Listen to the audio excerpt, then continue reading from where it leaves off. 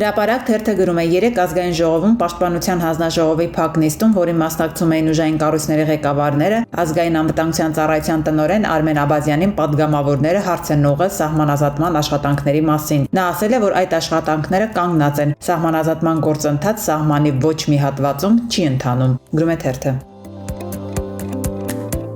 Հրապարակ թերթը գրում է ամենաբարձր մակարդակով պետական ապարատին եւ համայնքային իշխանություններին հանձնարարվել է չխոստովանել կրակոցների փաստը, թերևս որ չխաթարվի Փաշինյանի հյուսած խաղաղության հեքիաթը։ Անգամ նորօրյա Արծրուն Հովհաննիսյանն էին գտել, իդեմս լրագրող Թաթուլ Հակոբյանի, որն առավոտյան գրառում արեց, թե ինքն այդ պահին Վարդենիսում է, կրակոցների մասին լուրերն անպատեղակատվություն են, իսկ կարճ ժամանակ անց գրառումը հեռացրեց, քանի որ Վարդենիսից անուղղակի հաստատումներ էին ստացվում։ Գրում է թերթը։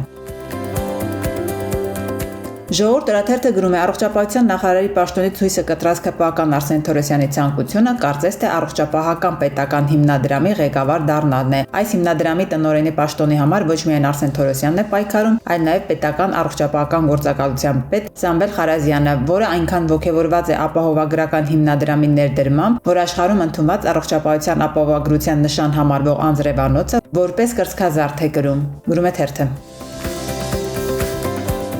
Թերթը գրում է այս օրերին այնպիսի տպավորություն է, որ Նիկոլ Փաշինյանի քաղաքացիական պայմանագիրը հնարավոր ու անհնար բոլոր ռեսուրսները ներդրել է Գյումրու ավականու ընտրություններին, սկսած վարչական ռեսուրսների ներգրավումից։ Նպատակը հասկանալի է չափազանց ցածր վարկանիշի պարագայում հասնել գոնե այնպիսի արդյունքի, որ հնարավոր լինի սատելիտ ուժերի հետ կազմել կոալիցիա։ Սակայն այստեղ կա մի քանի խնդիր։ Նշյալ մերձակաուժերը, որոնք կարող են կոալիցիա կազմել քաղաքացիական պայմանագրի հետ, հազիվ թե կարողանան հաղթահարել 4 կամ 6% շեմը։ Մյուս կողմից Գյումրիում հիմա արդեն շատ ակտիվորեն քննարկում են տեղեկությունները, որ նույնիսկ ինչ որ հրաշքով նշալ ծրագիրը հաջողելու դեպքում անգամ քաղաքացիական պայմանագրի ցուցակի առաջին համարը Սարիկ Մինասյանը հազիվ թե դառնա քաղաքապետ, իսկ դառնալու պարագայում երկար չի պաշտոնավարի։ Քաղաքացիական պայմանագիրը նրան առաջին պլան է բերել որոշակի քվե ապահովելու համար, քանի որ Գյումրու ԿՊԱ-ական ռեսուրսն ուղղակի չէր կարողանալու որևէ արդյունք գրանցել։ Իսկ քաղաքացիական պայմանագրի վերնախավի քաղաքապետի սրտի թեկնածուն ցուցակի երկրորդ համարն է՝ Աննա Հակոբյանի ազգականը։ Իդեպ թերթի տեղեկություններով առաջիկա օրերին քաղաքացիական պայմանագիրը ավելի ինտենսիվ է կիրառելու իրավապահ գործիքակազմը մրցակից թեկնածուների դեմ։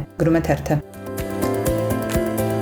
Հրապարակ թերթը գրում է մարտի 29-ին արցախցիները մեծ հանրահավաք են նախաձեռնել Ազատության հրապարակում։ Հատուկ խորհուրդ է ձևավորվել, որի կազմում են Արցախի հասարակական կազմակերպությունները, խորհրդարանական ուժերը, անհատներ։ Արցախցիների շրջանում տեղեկություններ կան, որ առաջիկա հանրահավաքին ընդառաջ Փաշինյանը հերթական հանձնարարական այցեցնելու իրավապահներին, որոշ արցախցիների նկատմամբ իրականացված քրեական հետապնդումներով փորձել վախեցնել մյուսներին։ Գրում է թերթը։